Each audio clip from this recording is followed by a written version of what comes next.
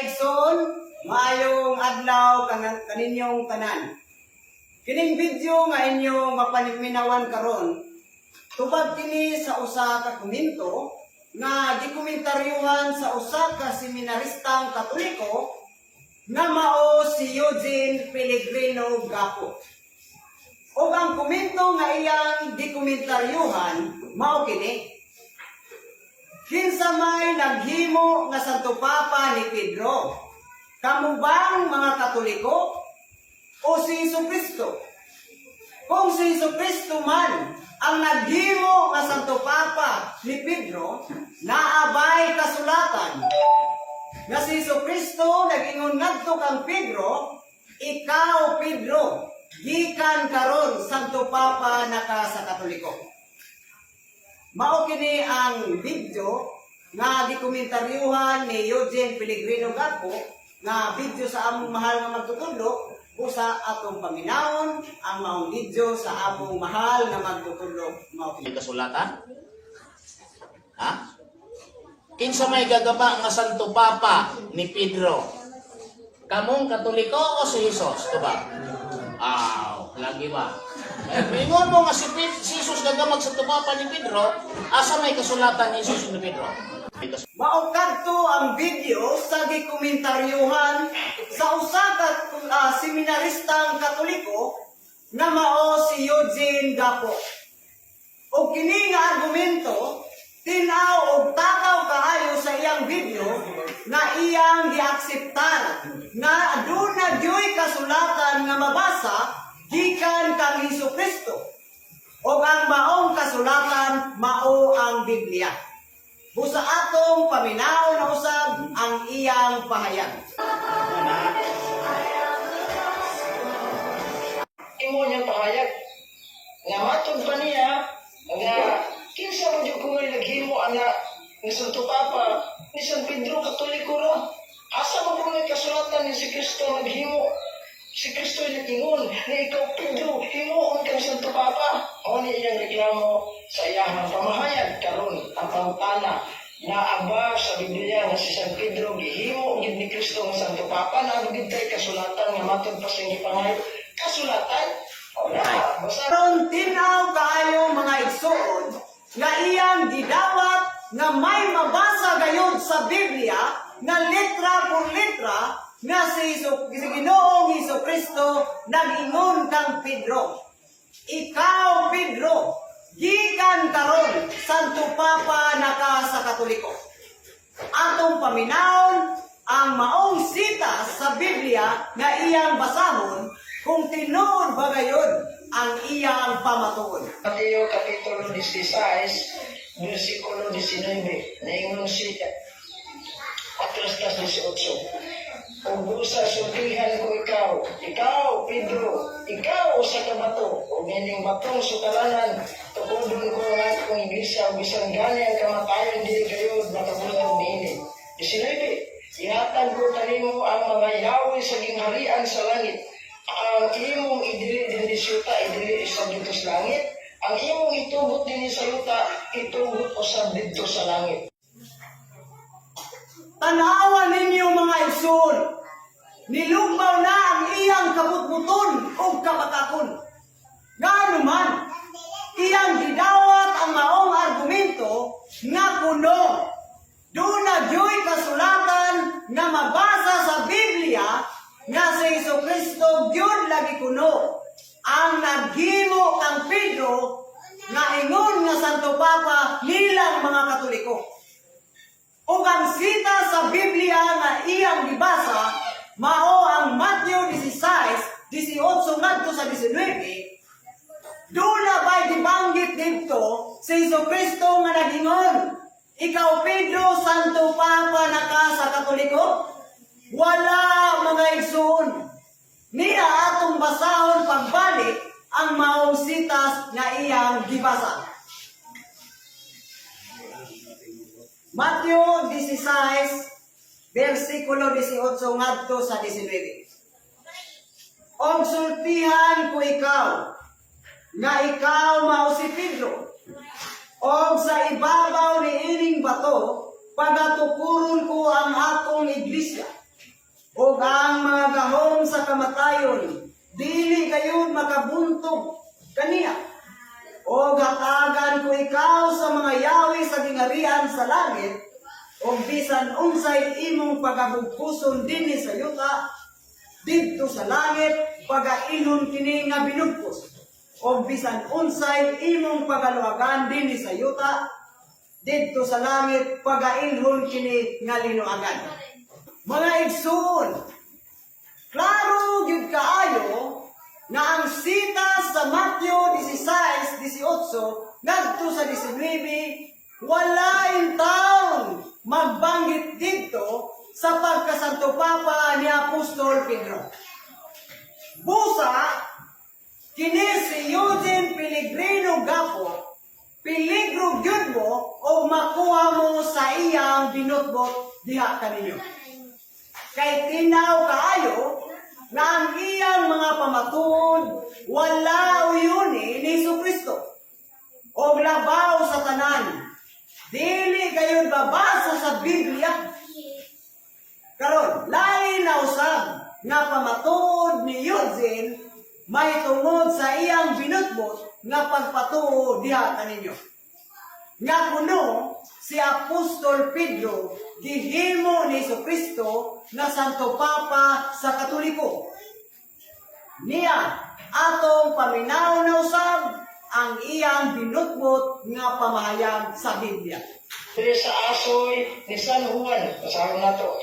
Sa San Juan, Kapitulo 21, versikulo 15 hangtod 19. Ingon, uman sila magkakaon, niingon si Jesus kang Simon Pedro, Simon, anak ni Juan, gigugma mo ba ako labaw sa imong pagigugma sa uban? Siya mitubag, oo, Ginoo, nasayod ka, nagigugma ko ikaw. Si Jesus niingon kaniya, ati mana ang akong mga nating kanilo. Unya, miingon na usab si Jesus kaniya, Simon, anak ni Juan, gigugma mo ba ako? Si Simon mitubag pag-usab, oo, Ginoo, nasayod ka, nagigugma ko ikaw. Si Jesus miingon kaniya, ati mana ang akong mga karniro. Unya, sa ikatulong higayon si Jesus miingon, Simon, anak ni Juan, gigugma mo ba ako? Si Pedro nasubo, tungod kay gipangutana man siya ni Jesus. Sa makatulo kung siya gigugma ba niya o si Pedro miingon kaniya, oo, Ginoo, nasayod ka sa tanan, nasayod ka, nagigugma ko ikaw. Si Jesus miingon kaniya, ati mana ang akong mga karnero. Sultihan ko ikaw, sa matanon pa ikaw, ikaw ra ang magbako sa imong kaugalingon o makaadto ka sa bisan dili nga gusto mo atuan. Apan di katigulang na nimo, idupa mo ang imong mga kamot o lain ang magbakos ka nimo o dadon ka sa dapit nga dili mo gustong atuan. Sa pagsulti niya niini, gipasabot ni Jesus kung unsa ang pagiha, si Pedro mamatay aron paghimaya sa Dios. Aron niya, miingon si Jesus kaniya, sunod ka nako. Mga igsoon, ang sitas nga iyang gibasa mao ang Juan Kapitulo 21, versikulo 15 hangtod sa 19. Wala isguti usab niini ang tema sa maong argumento may tungod sa pagkasanto Papa ni Pedro kung gikan ba sa atong Ginoong Jesucristo o gikan lamang kaninyong mga Katoliko. Kaya ang pamahayag sa Biblia, igo lamang nangutana si Jesus ngadto kang Pedro kung siya nahigugma ba kaniya. Niya atong basahon ang maong pamahayag sa Biblia. Juan Kapitulo 21, versikulo 15 hangtod sa 19. Mao kini ang nakasulat. Og sa nakapamahaw na sila, si Jesus miingon kang Simon Pedro, Simon, anak ni Juan, gigugma mo ba ako labaw palini? Siya mitubag kaniya, oo, Ginoo, nasayod ka kagigugma ko ikaw. Siya miingon kaniya, pakana ang akong mga nating karnero. Siya miingon kaniya sa ikaduha, Simon, anak ni Juan, gigugma mo ba ako? Siya mitubag kaniya, Oo, Ginoo, nasayod ka nga gigugma ko ikaw. Siya miingon, tagda ang akong mga karnero. O siya miingon kaniya sa ikatulo, Simon, anak ni Juan, gigugma mo ba ako? O gikasubo kini ni Pedro ang iyang pag-ingon kaniya sa ikatulo, gigugma mo ba ako? O siya mingon kaniya, Ginoo, nasayod ikaw sa tanan. Nasayod ka, nagigugma ko ikaw. Si Jesus mingon kaniya, pakana ang akong mga karnero. 18. Sa pagkatinuod, magaingon ako kanimo, nga sa batanon pa ikaw ra ang magbako sa imong kaugalingon, o ikaw ra ang magbuot sa pagasuroy-suroyan, bisan diin sumala sa imong gusto. Apan inig katigulang mo na, pagatuyoron mo ang imong mga kamot, o lain ang magbakos kanimo, o magdala kanimo sa dapit nga dili mo gustong adtuhan. 19. Gikan niya kini aron sa pagpaila sa kamatayon nga pinaagi niini pagapasidunggan ni Pedro ang Dios. O tapos makasulti niini siya mingon kaniya, sumunod ka kanako. So, tataw kaayo mga igsoon nga walay connection sa Biblia ang iyang gidawat nga pamatuod. Nga ang atong Ginoong Jesucristo mao'y naghimo nga Santo Papa ni Apostol Pedro, kundi sila lamang nga mga Katoliko. Busa, ang maong pamatuod ni Eugene Pellegrino Gapo diha kaninyo, usa kada kumbakak o mga tinumo-tumo pamatuod. Karon, gipadayon ni Eugene Gapo ang pagpabarog sa maong argumento o ang sitas sa Biblia nga iyang gibasa mao ang Hebrehanon Kapitulo 13, versikulo 17. Niya ato nausab nga paminawon kung naa ba didto ang tubag sa maong argumento.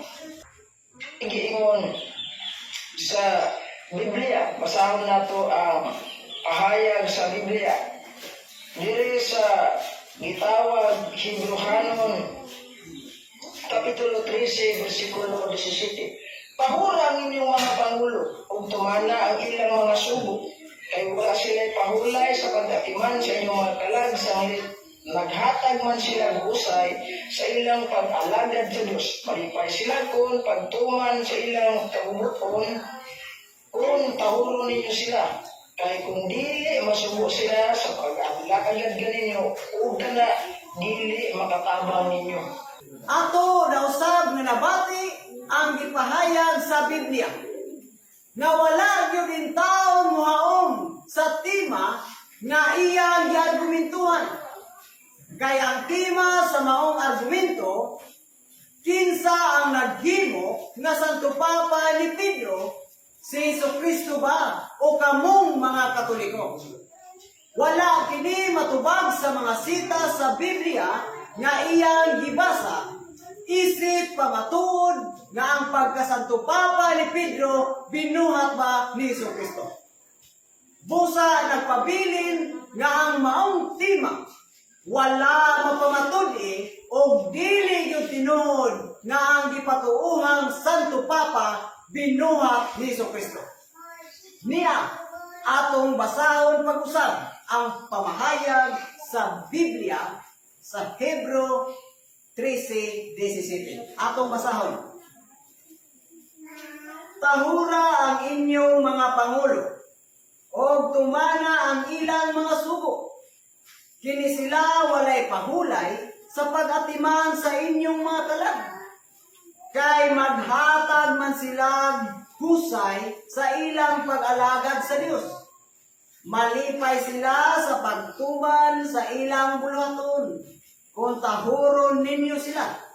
Apan kung dili, masubo sila sa pag-alagad kaninyo, o kana dili makatabang kaninyo. Ang sitas nga atong gibasa, igo lamang naghisgot sa pagkapangulo. Wala isguti niini, bisa na lang gani ang ngalan ni Apostol Pedro. Busa, walay kalabutan ang maong pamahayag sa Biblia may tungod sa gipatuuhang Santo Papa nga si Pedro nga kuno binuhat ni Jesucristo. Mao nga tinaw ug tataw kayo ang harap-harapang mga pugos-pugos nga samyaw ni Eugene Pellegrino Gapo diha kaninyo. Usa kada kong pasipala sa Dios ang gigimo niining seminaristang si Eugene Gapo sa publiko. Karon mga igsuon, ani ay labi pa ka makapanimbarot nga mga panamastamas ni Eugene Pellegrino Gapo diha kaninyo. Kaya ang kahimtang sa kinabuhi ni Judas, iyang gi-apply ngadto sa katungdanan ni Jesucristo o ni Apostol Pedro. Kaya ang pagkuha sa katungdanan ni Judas Iscariote ngadto kang Matias, ingon nga apostol, iyang gihimong si Pedro ang nagkuha sa katungdanan nga alang sa atong Ginoong Jesucristo. Aniya ang iyang tampalasang pamahayag dinhi sa publiko. Atong paminaw.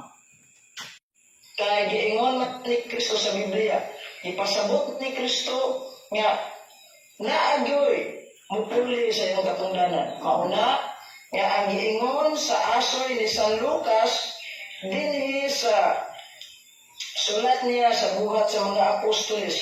Niingon siya, buhat kapitulo 1 bersikulo 20, kay nasulat sa basahon sa mga salmo, maaw unta ang iyang puluyanan o wala na'y magpuyo niini.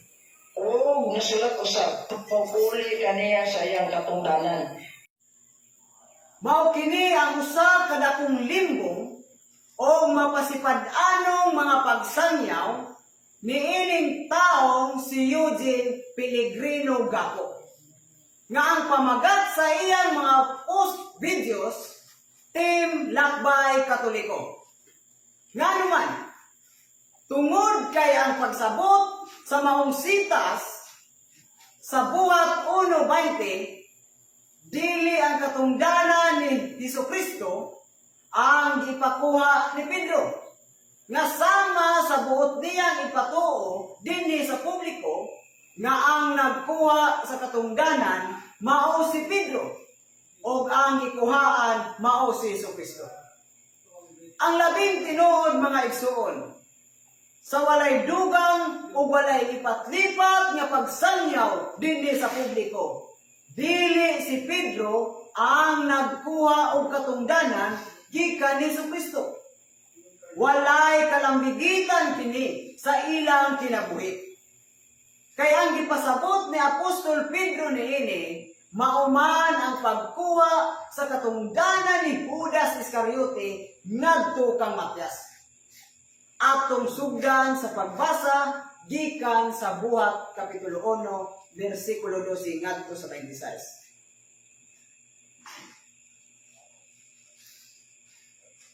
Buhat kapitulo 1 bersikulo 12 ngadto sa 26. Mao kini ang nakasulat. Unya ang mga apostoles namalik sa Jerusalem gikan sa bungtod sa mga olibo nga may gilayon nga usa ka kilometro gikan sa syudad. Misulod sila sa Jerusalem o misaka sa lawak sa itaas nga ilang giabutan. Sila si Pedro, si Juan, si Santiago, si Andres, si Felipe, si Tomas, si Bartolome, si Mateo, si Santiago nga anak ni Alfeo, si Simon nga patriota, o si Judas nga anak ni Santiago, nagtigom kanunay aron magampo. Uban usab kanila ang mga babae o si Maria nga inahan ni Jesus o ang iyang mga igsuong lalaki.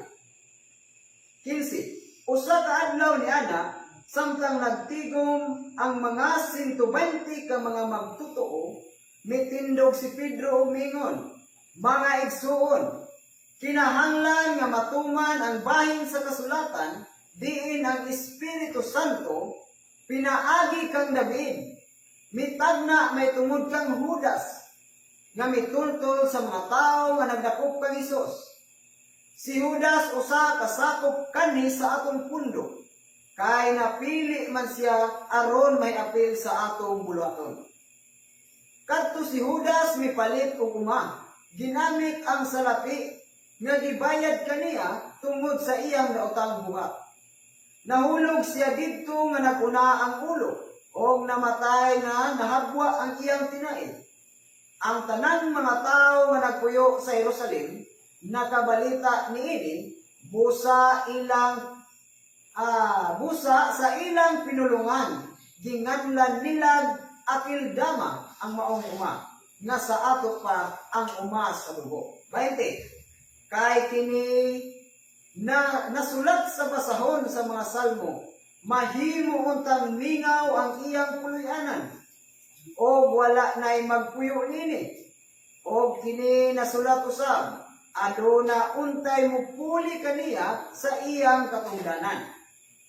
Busa kinahanglan nga may usa ka tawo nga moapil kanamo aron mo saksi nga nabanhaw si Ginoong Hesus.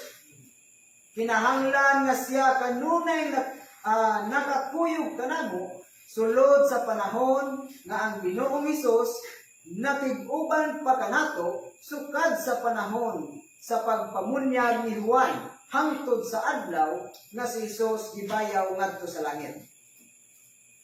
Busa misugyot sila og duha ka tawo, si Jose nga ginganlag Barsabas ug si Matias. Unya nagampo sila, Ginoo, nasayod ka sa kasing-kasing sa tanang tao. Busa itudlo kanamo kung kinsa niining duha ang imong gipili nga mupuli sa pagka-apostol nga gidiyaan ni Judas aron pag-adto sa dapit nga angay kaniya. 26. Human niini nagripa sila kung kinsay mahipuli og si Matias mao ang napili o gidugang siya ngadto sa 11 ka apostoles. Busa tataw kaayo og tinaw kaayo nga ang gipasabot sa maong sitas sa pagkuha sa katungdanan, dili ang katungdanan ni Jesucristo ang ipakuha ni Pedro, nga sama sa buot ipasabot ni Eugene Gapo dinhi sa publiko. Nga si Pedro ang mikuha sa katungdanan ni Jesucristo aron mo'y unang Santo Papa sa Katoliko. Kundili ang katungdanan kabahin ni Judas Iscariote ngadto kang Matias. Mga igsuon, nasaksihan ninyo ang mga tinunto nga mga sangyaw niining tawhana diha kaninyo. Walay kamatuoran ug lunlon mga baka ang inyong nasaksihan. Ang unod sa gisgutang bahin sa Biblia, anaa nahitukma sa kang Eugene Pellegrino Gapo, may tungod sa pagkabakakon. Kaya ato kayong nasaksihan ang mga pamahayag sa Biblia nga walay bisan usa nga nagpamatuod may tungod sa iyang mga pamahayag. Busa ang gitagnang umalabot nga usa ka bakakong magsasangyaw sa walay pagduha-duha miabot na og mao si Eugene Pellegrino Gapo. Busa peligro gyud ang tanang mutuo kaniya.